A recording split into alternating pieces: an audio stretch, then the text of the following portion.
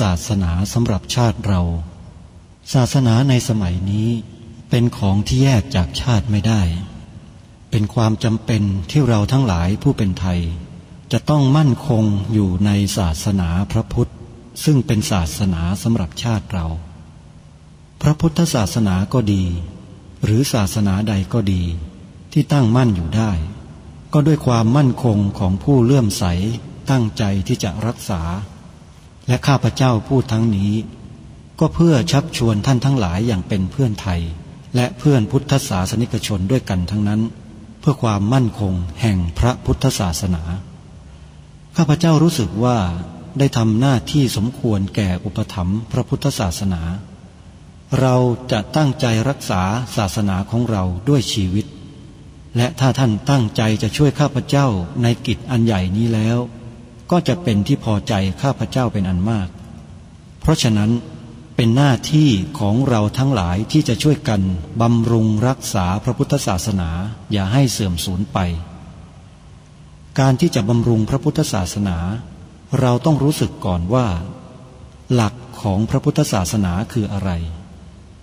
เราจะถือว่าเราเป็นไทยด้วยกันหมดเราจะต้องรักษาความเป็นไทยของเราให้ยั่งยืนเราจะต้องรักษาพระพุทธศาสนาให้ถาวรวัฒนาการอย่างที่เป็นมาแล้วหลายชั่วโคตรของเราทั้งหลายพระบรมราโชวาทของพระบาทสมเด็จพระมงกุฎเกล้าเจ้าอยู่หัวรัชกาลที่ 6พระบรมราโชวาทก็ดีพระราชนิพนธ์ก็ดีหรือพระบรมราชโองการของพระมหากษัตริย์ถือเป็นบทบัญญัติแห่งกฎหมายทั้งหมดทั้งสิ้นการบัญญัติให้พระพุทธศาสนาเป็นศาสนาประจำชาติไทยไว้ในรัฐธรรมนูญจึงเป็นสิ่งที่ถูกต้องทั้งกฎหมายและทางโบราณราชประเพณีการบัญญัติให้พระพุทธศาสนาเป็นศาสนาประจำชาติไทยไว้ในรัฐธรรมนูญย่อมเป็นหลักค้ำประกันให้กับประชาชนคนไทยว่า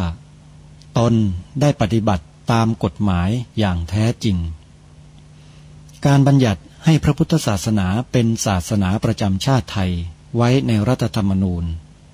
มิได้เป็นการลิดรอนสิทธิเสรีภาพของผู้ใดแต่เป็นการยืนยันความจริงตามกฎหมายและประวัติศาสตร์ชาติไทยการบัญญัติให้พระพุทธศาสนาเป็นศาสนาประจำชาติไทยไว้ในรัฐธรรมนูญจะทำให้พระพุทธศาสนาได้รับการอุปถัมภ์และคุ้มครองจากรัฐดุจเดียวกันกับที่องค์พระมหากษัตริย์ทรงกระทำมาการบัญญัติให้พระพุทธศาสนาเป็นศาสนาประจำชาติไทยไว้ในรัฐธรรมนูญจะป้องกันพระพุทธศาสนาไม่ให้ถูกลัทธินิกายนอกศาสนากระทำการใดๆได้ด้วยอุบายต่างๆนานาการบัญญัติให้พระพุทธศาสนาเป็นศาสนาประจำชาติไทยไว้ในรัฐธรรมนูญจะทำให้สังคมไทยมีแต่ความสุขร่มเย็นเป็นธรรมทั้งต่อคนศาสนาอื่นและคนสัญชาติอื่นได้อย่างแท้จริงแต่ถ้าไม่บัญญัติให้พระพุทธศาสนาเป็นศาสนาประจำชาติไทยไว้ในรัฐธรรมนูญในอนาคตประเทศไทยจะต้องตกอยู่ในสถานะเดียวกันกับพื้นที่3 จังหวัดชายแดนภาคใต้อย่างแน่นอนพระบรมราโชวาทพระบาทสมเด็จพระเจ้าอยู่หัวในมหาสมาคมณพระที่นั่งอมรินทร์วินิจฉัยในพระบรมมหาราชวังโดยที่พระพุทธศาสนาเป็นศาสนาประจำชาติของเราทั้งตามความศรัทธาเชื่อมั่นของข้าพเจ้าเองก็เห็นเป็นศาสนาที่ดีศาสนาหนึ่งเนื่องในบรรดาสัจธรรมคำสั่งสอนอันชอบด้วยเหตุผลจึงเคยคิดอยู่ว่าถ้าโอกาสอำนวยข้าพเจ้าควรจะได้บวชสักเวลาหนึ่งตามราชประเพณีซึ่งจะเป็นทางสนองพระเดชพระคุณพระราชบูรพาการีตามคตินิยมด้วยและนับตั้งแต่ข้าพเจ้าได้ครองราชย์สืบสันตติวงศ์ต่อจากสมเด็จพระเชษฐาธิราชก็ล่วงมากว่า10 ปีแล้วเห็นว่าน่าจะถึงเวลาที่ควรจะทำตามความตั้งใจไว้นั้นแล้วประการหนึ่งอันหนึ่ง การที่องค์สมเด็จพระสังฆราชหายประชวรมาได้ในคราวประชวรครั้งหลังนี้ก่อให้เกิดความปีติยินดีแก่ข้าพเจ้ายิ่งนักได้มาคำนึงว่าถ้าในการอุปสมบทของข้าพเจ้าได้มีองค์สมเด็จพระสังฆราชเป็นพระอุปชฌาย์แล้วก็จะเป็นการแสดงออกซึ่งความศรัทธาเคารพในพระองค์ท่านของข้าพเจ้าได้อย่างเหมาะสมอีกประการหนึ่งจึงได้ตกลงใจที่จะบรรพชาอุปสมบทในวันที่ 22 เดือนนี้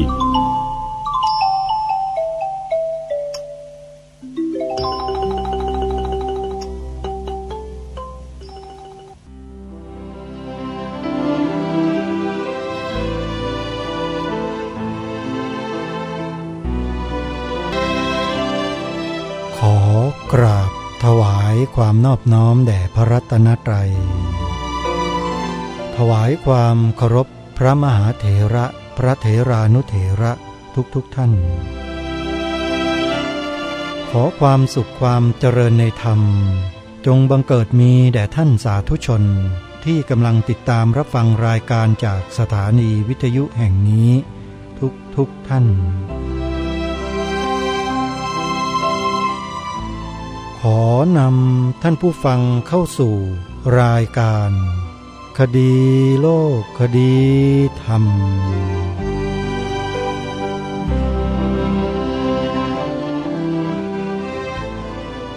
พบกันวันนี้วันแรม9 ค่ำเดือนยี่วันนี้ตรงกับวันเสาร์ที่3 กุมภาพันธ์พระพุทธศักราช2567รายการคดีโลกคดีธรรมมาพบกับสาธุชนเป็นปกติทุกวันจันทร์ถึงวันศุกร์และวันเสาร์อาทิตย์ทางสถานีวิทยุแห่งนี้ท่านสามารถดาวน์โหลดแอปพลิเคชันเพื่อติดตามรับฟังรายการคดีโลกคดีธรรมทางโทรศัพท์มือถือของท่านได้โดยการดาวน์โหลดแอปพลิเคชันที่ชื่อว่าวิทยุพุทธศาสนาทั่วไทยแอปพลิเคชันนี้ได้รวบรวมสถานีวิทยุพระพุทธศาสนาแห่งชาติไว้ด้วยกันมากถึง45 สถานีและในจำนวนนั้นมีสถานีวิทยุที่ออกรายการคดีโลกคดีธรรมอยู่ด้วยจำนวน5 สถานีวิทยุและท่านสามารถรับฟังได้5 เวลาต่อวันนี่คือช่องทางของการติดตามรับฟังรายการคดีโลกคดีธรรมในแต่ละวันท่านสามารถเปิดรับฟังผ่านแอปพลิเคชันที่ชื่อว่าวิทยุพุทธศาสนาทั่ว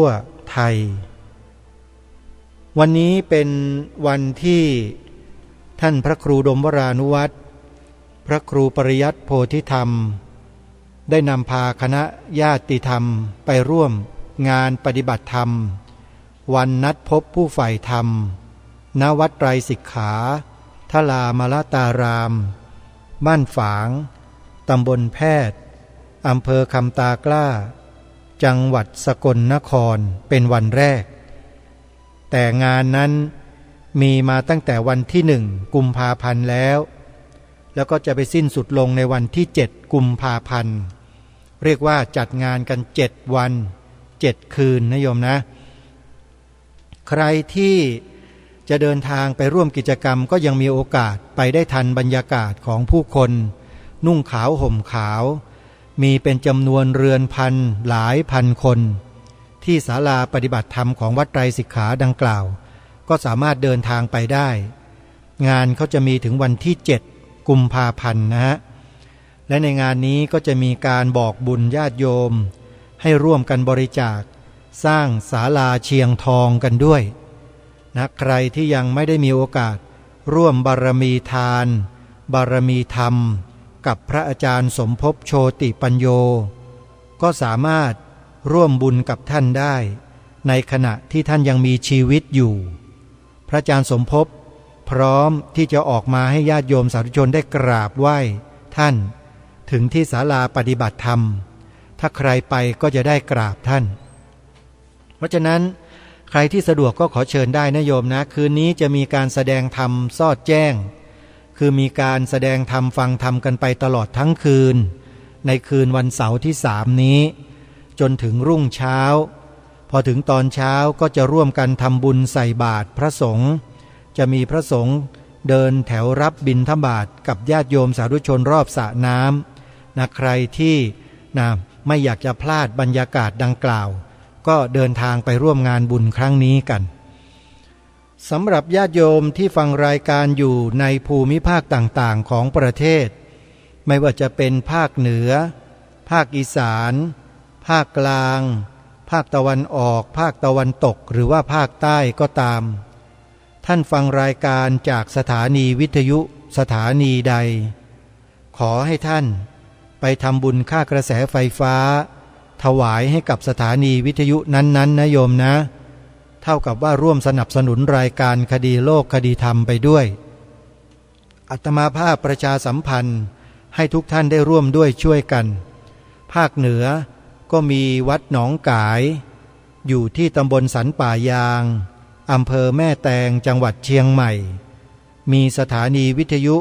เปิดออกอากาศให้ญาติโยมฟังธรรมะกันตลอด24ชั่วโมงคลื่น FM 99.75 เมกะเฮิรตซ์วัดฝายหินอยู่ที่ตำบลสุเทพอำเภอเมืองจังหวัดเชียงใหม่คลื่น FM 104.50 เมกะเฮิรตซ์ท่านสามารถติดตามรับฟังรายการคดีโลกคดีธรรมผ่านสถานีวิทยุทั้ง2คลื่นนี้ได้ถ้าเป็นวัดหนองกายออก 9 นาฬิกาถ้าเป็นวัดฝายหินออกเวลา 11 นาฬิกาและตีหนึ่งจังหวัดเลยสถานีวิทยุวัดป่าจริยธรรมตั้งอยู่ที่วัดป่าจริยธรรมตำบลนาดอกคำอำเภอนาด้วงจังหวัดเลยคลื่น FM 96.50 เมกะเฮิรตซ์ญาติโยมที่ฟังรายการอยู่ที่คลื่นนี้ก็ร่วมกันสนับสนุนทำบุญกับครูบาอาจารย์เจ้าอาวาสวัดป่าจริยธรรมกันนะโยมนะจะได้เป็นการช่วยสนับสนุนช่วยหนุนแรงให้ท่านมีกำลังในการทำหน้าที่ยิ่งขึ้นไปวัดศรีอุดมวงศ์อำเภอวังสะพุงจังหวัดเลยก็เช่นเดียวกันคลื่น FM 101.75 เมกะเฮิรตซ์โยมอยู่ใกล้ที่ไหนก็ไปร่วมบุญกันที่นั่นวัดอารามมงคลอยู่ที่ตำบลยางตลาดอำเภอยางตลาดจังหวัดกาฬสินธุ์คลื่นวิทยุ FM 89 เมกะเฮิรตซ์ญาติโยมสามารถไปร่วมกันสนับสนุนทำบุญกับที่คลื่นนี้วัดอารามมงคลนี้ได้แล้วก็อย่าลืมวัดสวนป่าของพระอาจารย์ปลัดเดชาด้วยนะโยมนะที่จังหวัด101ญาติโยมสามารถทำบุญค่ากระแสไฟฟ้าบำรุงสถานีวิทยุให้กับวัดบ้านปลาคูนอยู่ที่ตำบลท่าหาดยาวอำเภอโพนทรายจังหวัด101มีสถานีวิทยุคลื่น FM 104.50 เมกะเฮิรตซ์อยู่ที่นั่นออกอากาศธรรมะตลอด24ชั่วโมงฟังรายการคดีโลกคดีธรรมผ่านสถานีวิทยุแห่งนี้ในเวลา 13 นาฬิกาติดตามรับฟังกันได้และที่วัดสามชุกอำเภอสามชุกจังหวัดสุพรรณบุรีสถานีวิทยุคลื่น FM 100.25 เมกะเฮิรตซ์ก็รอศรัทธาสาธุชนร่วมทำบุญค่ากระแสไฟฟ้าให้กับหลวงพ่อพระครูสุวรรณวิจิตรเจ้าอาวาสวัดสามชุกที่ท่านเปิดธรรมะตลอด24ชั่วโมงให้ญาติโยมสาธุชนได้ศึกษาเรียนรู้และนำไปปฏิบัติจนเกิดเป็นผลที่ดีแก่ชีวิตและครอบครัวของเราก็อย่าลืมทำบุญตอบแทนคุณพระศาสนาผ่านท่านนะโยมนะท่านในฐานะเป็นผู้ดูแลเป็นผู้เผยแผ่ธรรมเราก็ต้องสนับสนุนท่านในฐานะเป็นผู้ที่ดูแลรับผิดชอบอย่าลืมไปร่วมทำบุญกับครูบาอาจารย์ของเรานะโยมนะสำหรับที่สวนป่าสามัคคีธรรมสำนักที่อาตมาภาพกำลังจะก่อตั้งขึ้นในอนาคตได้ทำการปลูกป่าผ่านมาแล้ว4 ปีเข้าปีที่5ต้นไม้เจริญเติบโตงอกงามไพบูรณ์เป็นอย่างดี และในปลายปีนี้จะจัดกิจกรรมสักครั้งหนึ่งแล้วก็เป็นการจัดครั้งแรกเป็นงานปฏิบัติธรรมฟังเทศน์ฟังธรรมเป็นครั้งแรกที่สวนป่าสามัคคีธรรมบ้านสามัคคีตำบลบ้านผืออำเภอจอมพระจังหวัดสุรินทร์อาตมาภาพไปปลูกป่าไว้ที่นั่นแล้วปลายปีพระพุทธศักราช 2567 นี้ประมาณปลายเดือนธันวาคมจะจัดงานปฏิบัติธรรมสักครั้งหนึ่งแต่ก่อนจะจัดกิจกรรมนั้นก็ได้ขอโอกาสบอกบุญญาติโยมร่วมกันบริจาคสร้างห้องน้ำจำนวนไม่เกิน20 ห้องเพื่อรองรับบรรดาญาติธรรมของเราที่จะมาร่วมกิจกรรมกันในอนาคตนะโยมนะใครที่จะร่วมทำบุญบริจาคสร้างห้องน้ำสามารถที่จะโอนปัจจัยเข้ามาร่วมทำบุญได้เลยโดยโอนเข้ามาที่ธนาคารไทยพาณิชย์ธนาคารไทยพาณิชย์เลขบัญชี114914987ชื่อบัญชีพระปลัดณรงค์ฤทธิ์ขออนุโมทนาบุญกับญาติโยมทุกท่านหรือถ้าหากว่าญาติโยมท่านใดจะรับเป็นเจ้าภาพเป็นห้องก็ตกห้องละ 20,000 บาทโยมเป็นเจ้าภาพได้เลยจับจองเข้ามาที่หมายเลขโทรศัพท์ของอาตมาภาพนะโยมนะโทรมาที่094-662-6935มีญาติโยมบางท่านได้จองเป็นเจ้าภาพเป็นห้องไว้บ้างแล้วนะมีบ้างแล้วเช่นคุณโยมเมตตาโอเซ่นจากนอร์เวย์คุณโยมอุไรวันวาตรีบุญเรืองจากร้านซุปหางวัวขอนแก่นจังหวัดขอนแก่นก็จองเข้ามาแล้วแล้วก็ยังมีญาติโยมอีกหลายต่อหลายท่านที่ไม่ได้เอ่ยนามนะก็ต้องขออภัยด้วยโยมอาตมาภาพจะต้องได้รับรายชื่อจากญาติโยมที่ยืนยันมาแล้วนะจึงจะสามารถที่จะนำออกอากาศให้ญาติโยมอนุโมทนาบุญกันโยมแล้วก็คุณโยมแม่การจนีคงสิริไพศาลก็จะร่วมบุญด้วยตลอดจนถึงครอบครัวธรรมกลางที่จังหวัดนครปฐมนะก็จะรับเป็นเจ้าภาพด้วยได้ข่าวว่า2 ห้องเลยนะฮะอันนี้ต้องขออนุโมทนาไว้ในเบื้องต้นนะใครที่จะร่วมบุญโยมเชิญได้นะโทรศัพท์เข้ามาสอบถามอาตมาโดยตรงได้ที่หมายเลขโทรศัพท์094-662-6935สำหรับวันนี้ทางรายการได้เตรียมเทปธรรมบรรยายหัวข้อเรื่องภัยแห่งพระพุทธศาสนาในประเทศไทยที่ยังคงเหลืออยู่มาเปิดให้บรรดาญาติโยมสาธุชนที่สนใจติดตามรับฟังกันต่อเนื่องจากเมื่อวานนี้เดี๋ยวเราไปติดตามรับฟังกันนะท่านได้ปรารภได้พูดมาถึงเรื่องของอุเบกขาซึ่งเป็นนิสัยของคนไทยเราพอเห็นพอรู้พออะไรแล้วก็เฉยๆกันจะไม่ค่อยให้ความกระตือรือร้นกันสักเท่าไหร่มาถึงตรงนี้พระเดชพระคุณท่านจะมีวิธีในการปลุกพวกเราชาวพุทธกันอย่างไรเดี๋ยวเราไปติดตามรับฟังพร้อมๆกันได้นะบัดนี้คือรู้แล้ววางตัววางใจสงบเรียบแต่ว่าไม่ประมาทเหมือนอย่างว่าเวลาเกิดเหตุกระตูมตามหน้าตื่นเต้นขึ้นมาเนี่ยจะมีคน3 ประเภทพวกที่1ไม่รู้เรื่องรู้ราวอะไรเลยอะไรเกิดขึ้นก็ไม่รู้พวกนี้ก็เฉยเพราะเฉยว่าไม่รู้เนี่ยพวกที่2ก็คือว่าพวกที่รู้ครึ่งไม่รู้ครึ่งรู้เหตุการณ์น่าตื่นเต้นแต่ไม่รู้จะแก้ไขยังไงก็ลุกขึ้นเต้นโวยวายพวกนี้ก็ทำให้เรื่องวุ่นและบางทีก็ทำให้เลวร้ายหนักเข้าไปอีกแล้วพวกที่3คือพวกรู้จริงแล้วก็รู้ทางแก้ด้วยพวกนี้จะนิ่งได้รู้เฉยได้รู้นี่คือที่เราต้องการเขาเรียกว่าอุเบกขาแท้คือรู้เข้าใจเลยมองออกว่าเรื่องนี้เป็นยังไงจะแก้ไขยังไงมีขั้นตอนยังไงจังหวะยังไงเพราะฉะนั้นวางไว้ในใจแล้วจะปฏิบัติการเมื่อนั้นถึงจุดนั้นทำระหว่างนี้ก็วางท่าทีเฉย นิ่งไปกลางอยู่อย่างนี้เขาเรียกว่าอุเบกขาแท้อุเบกขาด้วยปัญญานี่ถ้าพวกไม่รู้แล้วก็เฉยท่านเรียกว่าอัญญานุเบกขาอัญญานุเบกขาเพราะว่าเฉยด้วยไม่รู้เฉยได้ไม่รู้แปลเป็นไทยว่าเฉยโง่ว่างั้นนี่ถ้าหากว่าใครไปเฉยได้ไม่รู้แล้วก็กลายเป็นเฉยโง่ไปนะต้องระวังนะคนไทยเราเนี่ยต้องเฉยให้ถูกต้องเฉยได้ปัญญาถ้าเฉยไม่มีปัญญาเฉยไม่รู้เรื่องเฉยเมยเฉยเมินเฉยไม่เอาเรื่องเอาราวอย่างเงี้ยท่านเรียกว่าอัญญานุเบกขาเฉยโง่ต้องระวังมากนี้ในประวัติศาสตร์พุทธศาสนาเนี่ยท่านให้ถือกิจส่วนรวมเป็นสำคัญในทางวินัยนี่เรื่องกิจของสงฆ์นี่เป็นใหญ่อย่างพระภิกษุที่เป็นพระอรหันต์จะไปเข้านิโรธสมาบัติ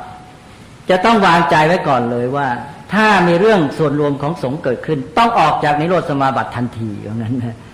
อันนี้ก็เป็นหลักหนึ่งเลยแล้วก็อย่างเวลาเกิดเหตุการณ์ใหญ่ๆขึ้นเมื่อพระพุทธเจ้าจะปรินิพพานเนี่ยมีพระที่พูดไม่ดีว่าพระพุทธเจ้าปรินิพพานก็ดีเหมือนกันพระองค์อยู่จู้จี้เราจะทำอะไรก็ไม่สะดวกพระองค์นิพพานแล้วทีนี้เราจะทำอะไรก็สบายแล้วเนี่ยพระมหากัสสปะเถระเป็นพระอรหันต์ผู้ใหญ่ตอนนั้นได้ยินเท่านี้ท่านก็กระตือรือร้นขนขวายไปหารือกับพระอรหันต์องค์อื่นแล้วก็ชวนทำสังฆยนาพระมหากัสสปะนี่เป็นพระเถระธุดงค์ตลอดชีวิตอยู่ป่านะแต่ในฐานะเป็นพระอรหันต์เนี่ยเมื่อมีเรื่องส่วนรวมท่านจะไม่นิ่งเฉยก็คือทำด้วยอุเบกขาแบบมีปัญญาท่านเป็นหัวหน้าในการที่กระตือรือร้นลุกขึ้นมาให้จัดประชุมเตรียมสังฆยนาเพราะนั้นพระอรหันต์คือพระมหากัสสปะเนี่ยเป็นแบบอย่างของพระที่เรียกว่าเป็นพระที่เราเหมือนกับว่าไม่เอาเรื่องกับสังคมแต่ว่าท่านที่จริงก็คือท่านไม่ได้เฉยไม่ได้นิ่งไม่ได้ปล่อยปละละเลยล่ะปล่อยวางได้แต่อย่าปล่อยปละละเลยปล่อยวางนั้นเป็นเรื่องของจิตใจที่ไม่ยึดติดถือมั่นแต่ปล่อยปละละเลยคือความประมาทเป็นอกุศลเป็นความเสื่อมปมาโทมัจจุโนปทังความประมาทเป็นทางแห่งความตายนั้นต้องแยกให้ถูกว่าเป็นปล่อยวางหรือปล่อยปละละเลยถ้าปล่อยวางดีถ้าปล่อยปละละเลยเป็นประมาทนะใช้ไม่ได้แล้วผิดนะนั้นพระอรหันต์มีลักษณะอย่างหนึ่งเป็นผู้ที่ไม่อาจจะประมาทเลยพระอรหันต์เนี่ยจะมีคุณสมบัติพิเศษอันนี้นะเป็นผู้ไม่อาจจะประมาทนะให้ไปอ่านดูเถอะเพราะนั้นพระอรหันต์จะเป็นผู้ไม่ประมาทปล่อยวางในทางจิตใจท่านไม่ยึดติดอะไรแต่เพราะท่านไม่มีอะไรต้องทำเพื่อตัวเองไม่มีกิเลสที่จะทำอะไรเพื่อตัวเองเลยเพราะฉะนั้นท่านก็ยกชีวิตนี้ให้เป็นของส่วนรวมประโยชน์แก่มนุษย์เพื่อพหูชนะหิตายะพหูชนะสุขายะโลกานุกรรมปายะเพื่อประโยชน์แก่พหูชนเพื่อความสุขของชาวโลกนั้นพระพุทธเจ้าทำไมตรัสรู้แล้วจึงเที่ยวจาริกไปไม่เห็นแก่เหน็ดแก่เหนื่อยเดินทางไปไหนก็ได้นอนกลางดินกินกลางทรายก็ได้เพราะว่าไม่มีอะไรต้องทำเพื่อตัวเองแล้วก็เลยยกชีวิตให้แก่สรรพสัตว์นะอันนี้ก็เป็นลักษณะของพระอรหันต์นะท่านเรียกว่าเป็นผู้ไม่มีกิจที่จะต้องทำเพื่อตนเองอีกต่อไปดังนั้นชาวพุทธเราก็เอาคติพระอรหันต์เนี่ยมาอย่างในสมัยลังกาเนี่ยเคยมีสงครามใหญ่ที่พุทธศาสนาจะหมดสิ้นท่านยังเล่าไว้บอกว่าจะหนีภัยกันนะต้องลงเรือไปในเรือนี้ก็เล็กจำกัดนะพระที่อายุมากท่านบอกเรานี่ไม่เป็นไรอีกไม่ช้าก็ตายแต่พระศาสนาจะอยู่ได้ยังไงนะต้องดูว่าพระองค์ไหนที่ยังแข็งแรงที่จะทำงานรักษาพระศาสนาระยะยาวได้ท่านบอกท่านไม่ยอมไปให้ที่ในเรือเนี่ยแก่พระที่มีความสามารถที่จะเป็นผู้รักษาพระศาสนาต่อไปอันนี้คือคติของพระอรหันต์คือนึกถึงประโยชน์ส่วนรวมเป็นใหญ่นะเพราะนั้นคนไทยชาวพุทธเนี่ยจะต้องนึกเรื่องนี้ให้มากถ้าเป็นเรื่องของประโยชน์ส่วนรวมอะไรต่างๆเนี่ยพระอรหันต์เนี่ยต้องมาเป็นผู้นำในการที่จะกระตือรือร้นขนขวายทำในทางที่ถูกต้องตามพระธรรมวินัยเพราะนั้นในประวัติศาสตร์พุทธศาสนาเนี่ยเราจะมีหลายครั้งที่ว่าบางทีพระอรหันต์ก็ถูกลงโทษโยมก็จะบอกเป็นไปได้ยังไงลงโทษพระอรหันต์นะอย่างสมัยพระเจ้าอโศกก็มีลงโทษพระอรหันต์แต่ไม่ใช่ฆราวาสมาลงโทษนะเป็นที่ประชุมสงฆ์ในสมัยที่มีพระนาคเษนนั่นก็เช่นเดียวกันก็เป็นเรื่องเขาลงโทษพระอรหันต์ลงโทษยังไงก็คือว่าเวลามีเรื่องของส่วนรวมกระทบกระเทือนต่อประโยชน์สุข เมื่อเรื่องของความมั่นคงพระศาสนาขึ้นแล้วเนี่ย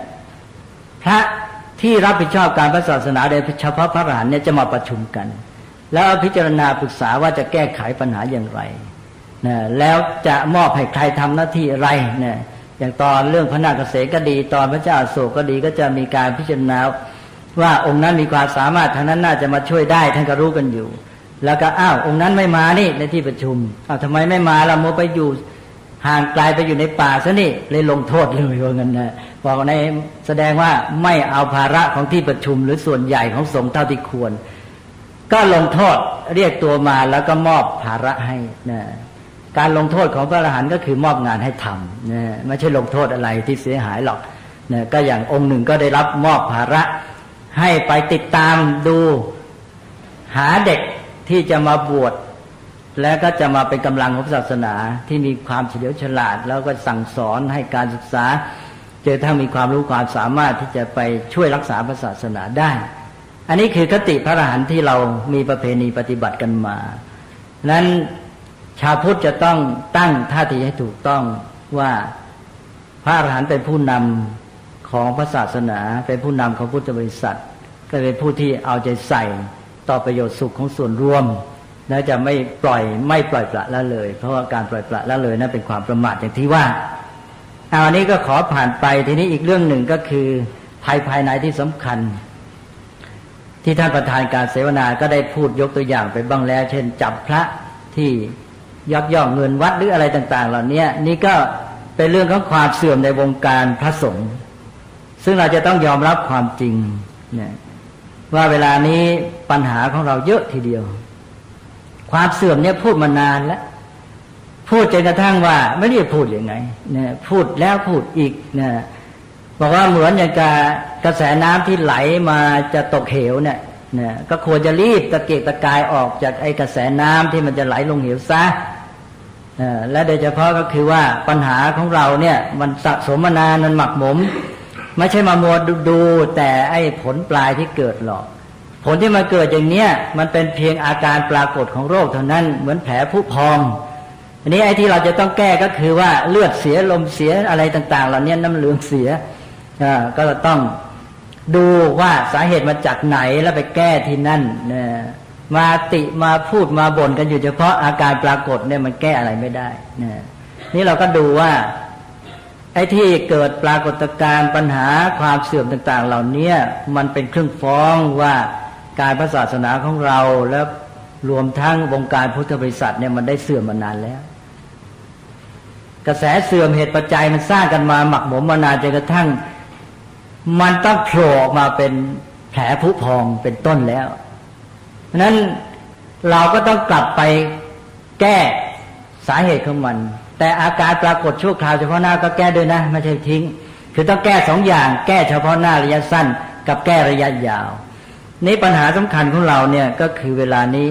หนึ่งก็คือขาดการศึกษา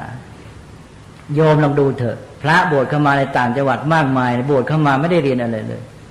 โบราณเขาเรียกว่าบวชเรียนเราก็ได้ยินกันมาบวชเรียนเดี๋ยวนี้เหลือแต่บวชบวชตามประเพณีบวชตามประเพณีก็บวชไปให้ได้เชื่อบวชพ่อแม่ก็ฉลองไปบางทีก็จัดงานกันจนทั้งหมดเงินไม่รู้เท่าไหร่บวชไม่กี่วันสึกมาแล้วแต่ว่าพ่อแม่เป็นหนี้ต่อในต่างจังหวัดมีเยอะนะเลยมาเวลาบวชเนี่ยบางทีต้องไปกู้เข้ามาเลี้ยงโต๊ะจีนเป็นแสนๆแล้วเสร็จแล้วลูกก็บวชแค่ประเดี๋ยวหนึ่งครึ่งเดือนหนึ่งแล้วก็วัดนั้นบางทีก็ไม่มีสอนอะไรอีกบวชเข้าไปแล้วก็ไปอยู่เฉยๆเนี่ยแล้วทีนี้ถ้าเป็นวัดไม่ดีอีกก็เลยไปเห็นพระประพฤติไม่ดีคนที่บวชก็ไปก็ยิ่งเบื่อพระศาสนาออกมาอีกพระธรรมวินัยก็ไม่รู้จักเงินทองก็จัดสิ้นเปลืองไปเปล่าไม่ได้อะไรขึ้นมาบวชแล้วก็บวชผ่านไปบวชผ่านไปสภาพนี้ก็เกิดมีขึ้นมากมายเราจะต้องให้พระที่บวชเข้ามาเนี่ยได้เรียนคำว่าเรียนก็คือว่าได้เรียนพระธรรมวินัยแล้วก็ได้เรียนโดยการประพฤติปฏิบัติโดยการที่มีกิจวัตรอะไรต่างๆเหล่านี้ถ้าเรียกว่าเรียนเท่านั้นไม่ใช่เฉพาะเรียนในห้องเรียนไม่ใช่เรียนเฉพาะคำสอนคำว่าศึกษาหรือเรียนเนี่ยก็คือเรียนจากชีวิตจริงในการที่ฝึกฝนปฏิบัติทำกิจวัตรต่างๆเหล่านี้ก็ไปเรียนเท่านั้นก็คือฝึกอบรมกายวาจาใจและปัญญาเราเรียกรวมว่าศีลสมาธิปัญญาเนี่ยต้องฝึกทั้งหมดนี่เราจะต้องพ พยายามฟื้นฟูให้การศึกษาเล่าเรียนมีขึ้นมาให้ได้ผู้ที่บวชเข้าไปแล้วนี่อย่าให้บวชเปล่าต้องมีเป็นให้สมชื่อที่เรียกว่าบวชเรียนให้ได้เมื่อถ้าขาดการศึกษามาแล้วเนี่ยก็ปฏิบัติไม่ถูกต่อไปก็พระศาสนาก็เลอะเลือนก็ทำผิดทำพลาดอย่างผู้ที่บวชมาแล้วเนี่ยบางทีก็เจตนาดีอยากจะสงเคราะห์ชาวบ้านตัวเองเนี่ยบวชเข้ามาแล้วก็ไม่ได้มีอกุศลจิตอะไรละแต่เพราะไม่เรียนรู้ไม่รู้อะไรเป็นหลักพระศาสนาก็แนะนำสั่งสอนเขาไม่เป็นก็เลยไปทำเรื่องนอกรีดนอกรอยให้หวยก็อยากจะสงเคราะห์ชาวบ้านก็ไม่รู้จะช่วยเขายังไงนี่นะฉันไม่มีวิธีช่วยอย่างอื่นฉันก็ให้หวยนะบางทีเจตนาดีก็มีนะแต่ว่ามันไม่ถูกต้องเพราะว่าไม่ได้เรียนรู้ไม่มีธรรมะที่จะสอนเขาเป็นต้นดังนั้นมันก็ตามมาทีนี้ยังมีพวกหนึ่งก็คือว่าอันนี้เจตนาไม่ดีก็คือพวกบวชเข้ามาใช้เป็นแหล่งหากินนั้นพระพุทธศาสนาเนี่ยมักจะเสื่อมในเวลาที่เจริญที่สุดเมื่อไรพุทธศาสนาเจริญที่สุดแล้วก็จะเสื่อมเพราะนั้นจึงต้องระวังมากเมืองไทยเราเนี่ยเป็นดินแดนพุทธศาสนาเจริญมากแล้วเพราะฉะนั้นจะต้องระวังไม่ประมาทอย่างยิ่งเพราะความเสื่อมมันพร้อมที่จะเข้ามาเวลาเจริญเนี่ยจะเป็นไงพุทธบริษัทก็มีศรัทธาญาติโยมก็มีความเลื่อมใสในพระศาสนาก็ทนุบำรุงกันใหญ่พอทนุบำรุงกันใหญ่ทีนี้บวชเป็นพระมาก็ลาภมากสักการะมากอยู่สบายญาติโยมก็ชักจะบำรุงบำเรอปลนเปลือเลยนี้ถ้าพระไม่มีสติแล้วก็ไม่กวดขันให้การศึกษาก็ดีก็เอาละทีนี้เห็นแก่ความสุขสบายหนึ่งก็จะย่อหย่อนลงนะประมาทเองพระประมาทก่อนด้วยญาติโยมก็ประมาทตามสองก็คือว่าพวกที่อยู่ข้างนอกเห็นเป็นช่องทางโอกาสว่าเข้ามาบวชพระแล้วสบายมีหากินได้สบายก็เลยเอามาใช้เป็นแหล่งหากินไปนะเพราะฉะนั้นในสมัยพระเจ้าอโศกมหาราชเนี่ยพุทธศาสนาได้รับการอุปถัมภ์บำรุงจากพระเจ้าอโศกอย่างมากพุทธศาสนาเจริญมากก็จึงเกิดปัญหามากก็คือมีเดียรถีปลอมบวชเยอะใช่ไหมเขาบวชเข้ามาแล้วสบายนี่มีลาภหากินยังไงก็ได้พระเจ้าอโศกก็ไม่ได้ประมาทก็เลยต้องจัดการแก้ไขสอบความรู้พระขึ้นมาจับศึกไปตั้ง 80,000 องค์นี่อย่างสมัยพระนารายมหาราชก็เหมือนกันพุทธศาสนาก็เจริญสมเด็จพระนารายมหาราชก็ต้องจัดการสอบความรู้พระจับศึกไปซะเยอะนะก็คือว่าผู้ใดไม่มีความรู้สมเป็นพระเข้ามาอยู่ในพุทธศาสนาไม่รู้ธรรมวินัยเป็นไปได้ยังไงนั้นก็ไม่สมควรอยู่ก็ให้ศึกไปซะเนี่ยก็ไม่ได้ฆ่าได้แกงอะไรนี่ใช่ไหมก็เป็นเพียงทำให้สมกับภาวะที่ท่านควรจะเป็นเท่านั้นเองนี้เราเนี่ยชาวพุทธมีหลักเกณฑ์มีวิธีการอะไรบ้างไหมเวลาพระศาสนาเจริญเนี่ยมันก็ต้องมีร่องรอยความเสื่อมนี้เราก็ต้องช่วยกันแก้ไขอันนี้ไม่ใช่มาสนับสนุนให้โยมมาจับพระศึกนะแต่หมายความว่าให้เราไม่ประมาทคือว่าวิธีปฏิบัติแต่โบราณท่านก็วางมาให้แล้วแต่เราไม่ได้เอามาใช้นะแล้วอีกอย่างหนึ่งก็ที่น่ากลัวก็คือว่าเพราะศาสนาอยู่ได้นี่ต้องมีศาสนทายาทศาสนทายาทเนี่ยที่ผ่านมาได้มากเมืองไทยเราเนี่ยเพราะเป็นประเทศพุทธศาสนาเราก็ให้ลูกหลานบวชเรียนกันมาเลยมีประเพณีบวชเรียนอย่างน้อยก็บวชเมื่ออายุครบ20 ปีบริบูรณ์แล้วก็บอกว่าบวชตามบุญบารมีอยู่ได้เท่าไรก็เท่านั้นบางคนบวชพรรษาเดียวศึกบางคนยังมีศรัทธาก็บวชต่อ2 ปี3 ปีบางคนก็อยู่ด้วยไปตลอดชีวิตแล้วของเรานี่ก็บวชได้ศึกได้ตามสมัครใจก็เลยไม่มีปัญหาเพราะว่าถ้าตัวใจไม่พร้อมไม่สามารถปฏิบัติหน้าที่พระสงฆ์ได้ก็ศึกไปซะเพราะว่าถ้าฝืนบังคับให้อยู่ก็ใจไม่อยู่แต่ตัวอยู่นี่อาจจะประพฤติปฏิบัติผิดพลาดเสียหายและพระศาสนาก็เสื่อมประเพณีไทยเราก็ดีอย่างหนึ่งก็ให้เสรีภาพอย่างเงี้ยแต่เสร็จแล้วก็อันหนึ่งก็คือนอกจากว่าบวชเมื่อวัยหนุ่ม20 ปีก็บวชแต่เด็กอีกนี้พอเด็กบางทีอายุ7 ขวบก็เริ่มไปอยู่วัดแล้วไปเรียนหนังสือกับหลวงพ่อพระอาจารย์ที่วัดส่งปิโตบ้างอะไรบ้างนะก็เลยได้เรียนหนังสือต่อมาบางองค์ก็เลยบวชเนนหลวงพ่อเห็นว่าเด็กคนนี้มาวัดตั้งใจเรียนหนังสือเรียนได้ผลดีนะมีแววดีก็เลยชวนบวชเนนพ่อแม่ก็เห็นด้วยเลยเรามีพวกบวชเนนตั้งแต่เล็กอายุ7 ขวบ8 ขวบ10 ขวบอะไรเนี่ยบวชกันมาจนกระทั่งมาเป็นพระเถระผู้ใหญ่เยอะแยะนี่พระเถระที่รักษาพระศาสนารุ่นที่ผ่านๆมาเนี่ย โดยมากจะบวชมาตั้งแต่เป็นเณรเพราะว่าการที่จะรู้หลักพระศาสนารักษาพระศาสนาได้เนี่ยต้องอาศัยการศึกษายาวนานเหมือนกันก็เลยกว่าจะเรียนได้ก็เรียนกันมาตั้งแต่เป็นเณรอายุ12 13 15อะไรเนี่ยแล้วก็มาจบเอาก็พอดีเป็นพระมีพรรษาพอสมควรพรรษา10อะไรเงี้ยก็เริ่มรับผิดชอบงานพระศาสนาได้ก็อยู่มาอย่างเงี้ยตรงไหนอยู่ได้ก็อยู่ไปอยู่ไม่ได้ก็สึกไปไม่ว่าอะไรแต่ทีนี้เวลาเนี้ยเรากำลังจะหมดก็คือแม้แต่บวชอายุ20ก็บวชแค่สั้นๆบางทีก็7วันก็ยังมีเลย15วันบ้างเดือนหนึ่งก็ยังนับว่าดีพรรษาหนึ่งก็หาได้ยากทีนี้ที่ลำบากกว่านั้นก็คือเณรไม่มีจะบวชยิ่งขยายการศึกษาไปตอนนี้ไม่มีแล้วก็ต้องอาศัยเณรบวชฤดูร้อนก็ยังมีบางแห่งนะท่านยังรักษาไว้ได้ก็คือว่าทุกปีท่านจะบวชเณรภาคฤดูร้อนและเด็กที่บวชภาคฤดูร้อนเนี่ยส่วนหนึ่งจะยังรักพระศาสนาอยากเรียนต่อก็ไม่สึกก็อยู่มาอย่างยกตัวอย่างเลยอย่างที่วัดพยัคฆารามที่อำเภอศรีประจันทร์สุพรรณบุรีเนี่ยเรียกง่ายๆวัดเสือเนี่ยถ้าจัดมาอย่างเงี้ยบวชเณรภาคฤดูร้อนมานานมากแล้วไม่รู้กี่ปีเป็น10ปีเวลานี้นะเณรที่บวชภาคฤดูร้อนเนี่ยบางองค์อยู่จนจบประโยค9ได้ประโยค9ไปหลายองค์แล้วเลยมั้งอันนี้เดี๋ยวนี้ต้องเอาอย่างนั้นเพราะว่าเราไม่มีพวกเด็กที่ไปบวชเณรแบบสมัยก่อนก็ต้องใช้วิธีนี้ช่วยแต่ต้องเอาจริงเอาจังก็ต้องเอาใจใส่ให้การศึกษาก็จะได้ศาสนทายาทแต่ทีนี้โดยทั่วไปแล้วเราไม่ค่อยได้อย่างนี้ก็คือว่าบวชภาคฤดูร้อนก็สั้นๆแล้วก็จบไปก็สึกกันหมดแล้วก็นอกจากนั้นก็ที่อื่นก็ไม่มีเณรบวชพอไม่มีเณรบวชก็คราวนี้ก็ไม่มีการศึกษาเล่าเรียนคนที่บวชมาเป็นพระเล่าเรียนก็มีจำนวนน้อยนั้นการศึกษาปริยัติธรรมก็เสื่อมโทรมลงไปศาสนทายาทก็ขาดแคลนก็เป็นเรื่องที่จะต้องเอาจริงเอาจังว่าเราจะมาประสานกับการปฏิรูปการศึกษาได้ยังไงจะให้การปฏิรูปการศึกษาเนี่ยมาเอื้อกับพระศาสนาเช่นว่าให้มีเณรได้บวชเรียนแล้วเราลองมาหาทางประสานหลักสูตรประสานระบบแนวทางกันว่าเป็นไปได้ไหมเพื่อจะมาช่วยสร้างศาสนทายาทด้วยถ้าทำอย่างนี้ได้การปฏิรูปการศึกษาก็จะเกิดประโยชน์ขึ้นมาอีกอันหนึ่งนะแล้วพวกพระเณรที่บวชเหล่านี้ก็จะมาช่วยสังคมไทยระยะยาวก็คือมาสอนศาสนาสอนจริยธรรมสอนพุทธศาสนาแก่สังคมนั่นแหละอันนี้เมืองเหนือนะแต่ก่อนนี้เป็นเมืองที่ได้ขึ้นชื่อว่ามีเณรมากกว่าพระคือเมืองไทยเนี่ยมีภาคกลางนี่มีพระมากกว่าเณรภาคอีสานมีเณรกับพระพอๆกันภาคเหนือนี่มีเณรมากกว่าพระนะนี่ที่เป็นมาในเมืองไทยแต่เวลานี้ไม่ว่าที่ไหนเณรหมดไม่ว่าภาคเหนือภาคกลางภาคใต้หมดเณรอันนี้ภาคเหนือก็พลอยหมดเณรไปด้วยเป็นภาคที่ว่า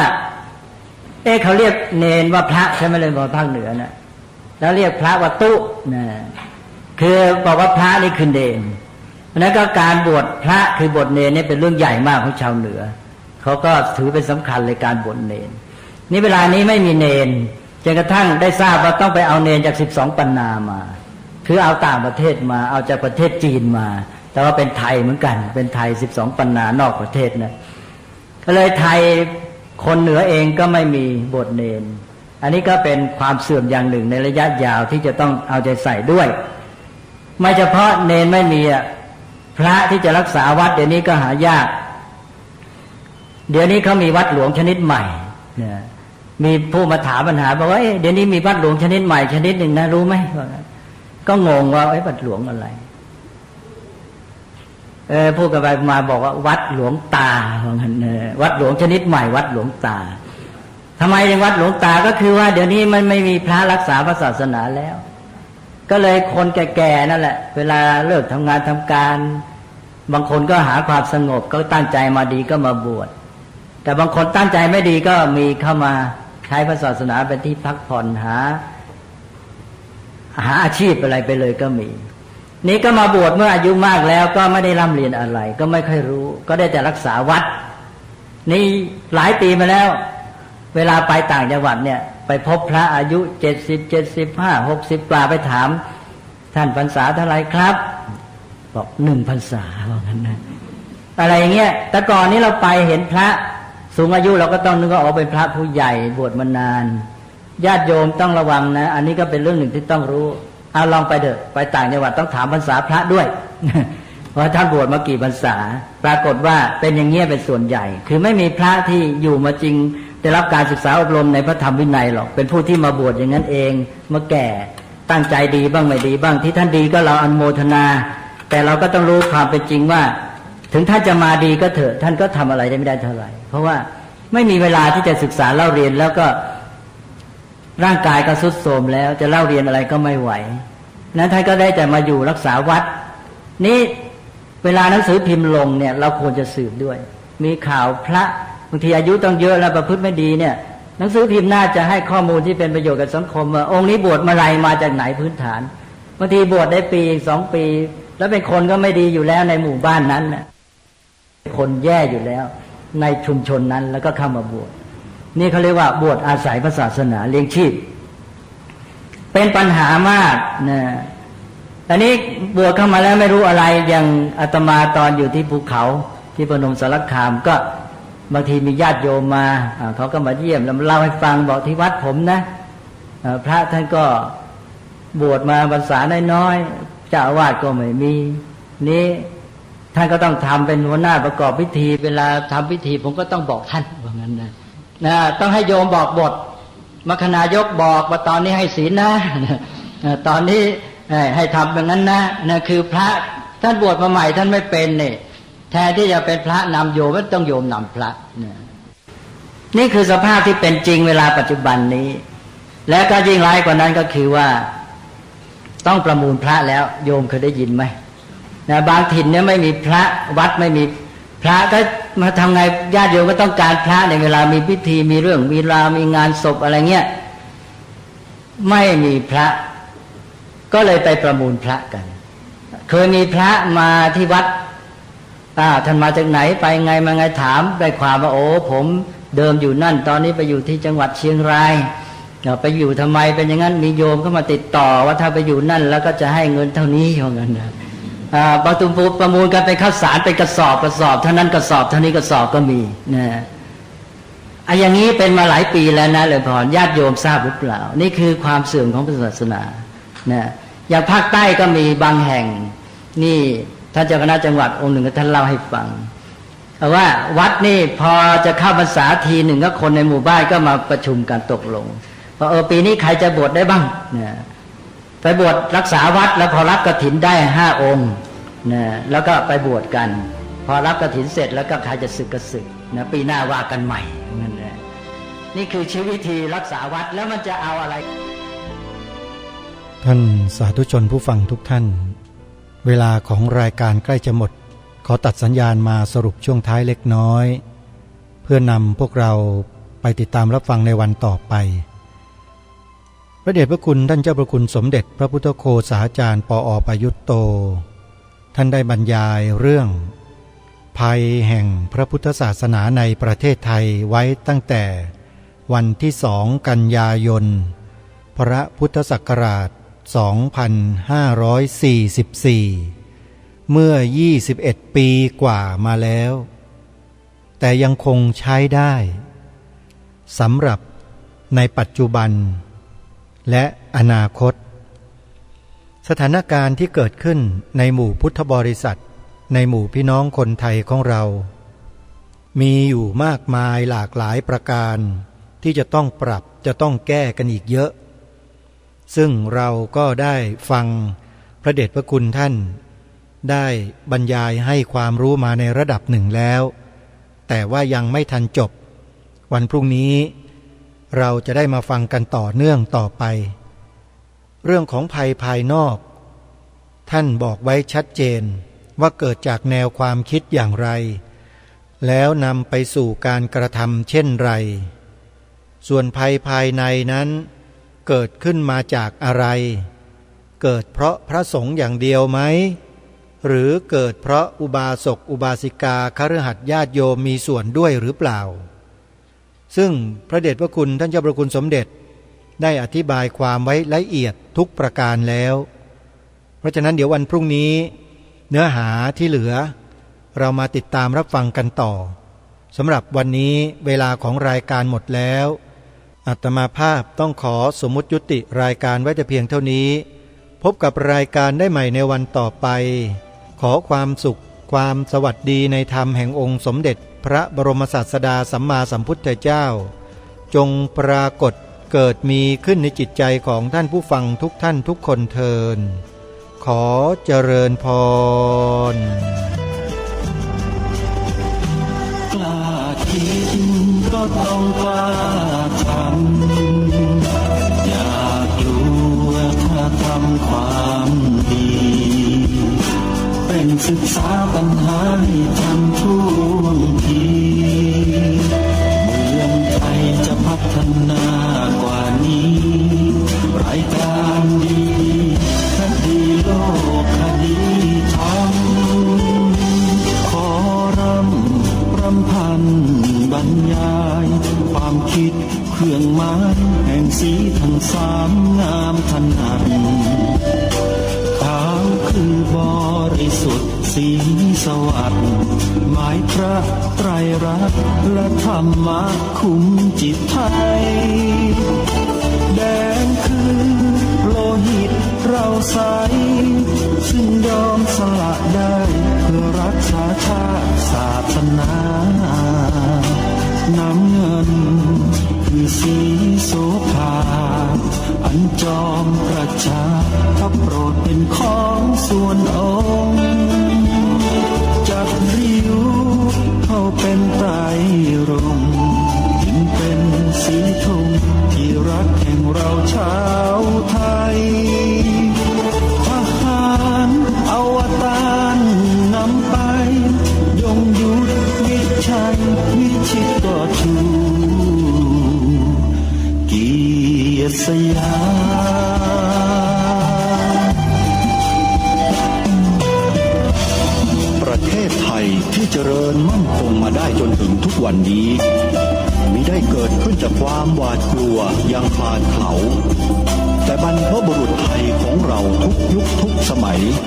ล้วนแต่มีความกล้าหาญและชาญฉลาดปกป้องเอกราชสร้างชาติให้เกิดความมั่นคงโดยมีธงแห่งพระไตรรัตน์เป็นเครื่องนำชัยจึงเป็นที่มาที่ไปของรายการคดีโลกคดีธรรมกล้าคิดก็ต้องกล้าทำอย่ากลัวถ้าทำความดีเป็นศึกษาปัญหาให้ทันท่วงทีเมืองไทยจะพัฒนา